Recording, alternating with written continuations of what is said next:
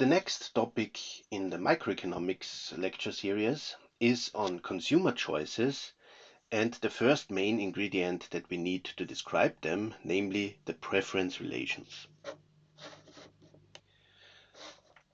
So if we want to analyze the behavior of consumers, which goods they buy in the end, then we need to know the preferences of these consumers. So basically the goods that they like and which ones they do not like. So that's the first main ingredient. But we also need the budget constraint of the consumer. So how much a consumer has available to spend, which is mainly determined by income, but also could be determined by wealth and interest income and so on. And if we have these two items, so the preferences out of which we can determine an objective function that the consumer wants to maximize, and the budget constraint, which is a restriction, a constraint, then we can set up a utility maximization problem, which leads us to the spending scheme that is associated with the best outcome for the consumer. And we will see this later, how such a utility maximization problem is set up and how it can be solved. But as I said, the first thing we need to know is the preferences of the consumer. And there are at least three ways to describe these preferences. The first one is through preference relations. So if we have all the consumption bundles that a consumer can choose from, then we determine relations between these consumption bundles, and that could reflect all the preferences of the household. The second one is basically a graphical illustration of the first one through indifference curves.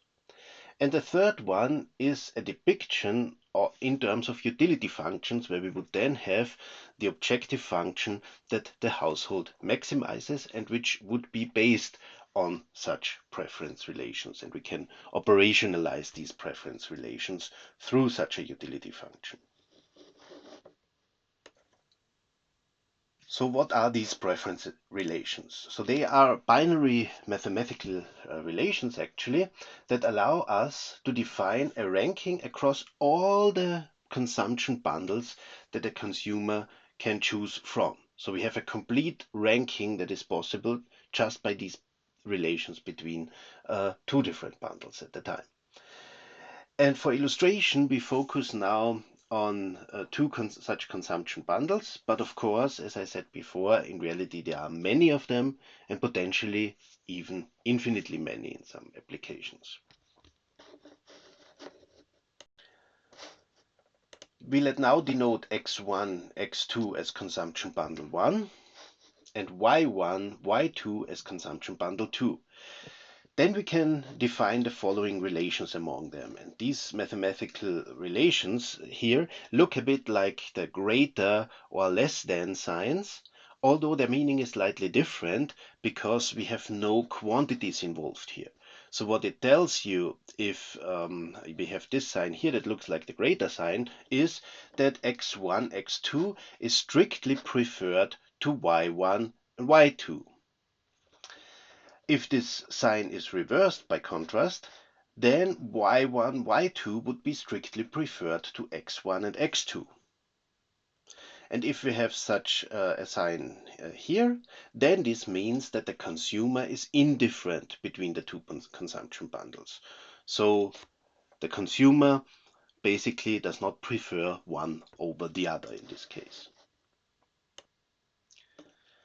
What we've seen so far is a strict preference ordering, right?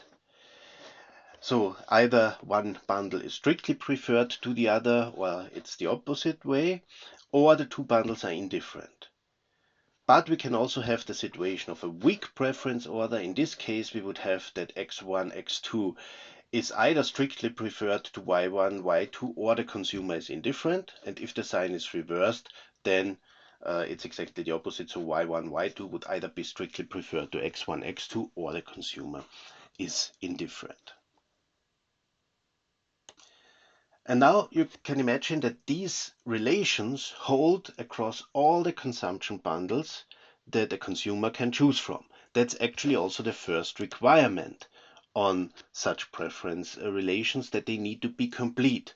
So there are no bundles that cannot be compared in the end. All consumption bundles that we can choose from can be compared, is the basic assumption of such preference relations if we use them in economics.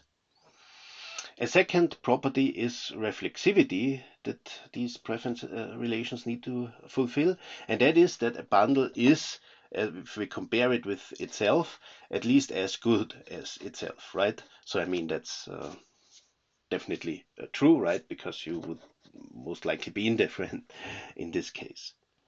And finally, an important property is transitivity. That means that if xi, x2 is either strictly preferred to y1, y2, or the consumer is indifferent, and y1, y2 is strictly preferred to z1, z2, or the consumer is indifferent, then it follows that x1, x2 is also either strictly preferred to z1, z2, or the consumer is indifferent.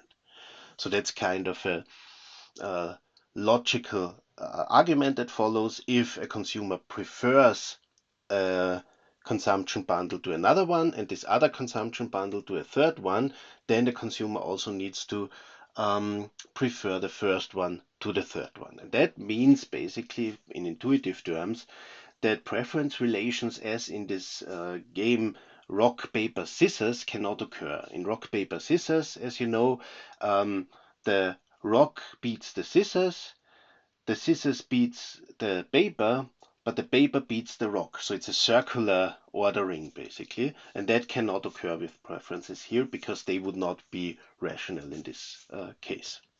So these are the requirements and the properties of preference relations, and we have seen the definitions of them and how they are denoted. Thank you very much for watching the video, and I hope you found it interesting and useful.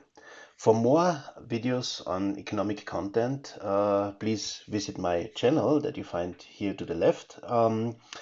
And to the right, you see the next video in the series at the top, and at the bottom, you see the whole lecture in the form of a playlist.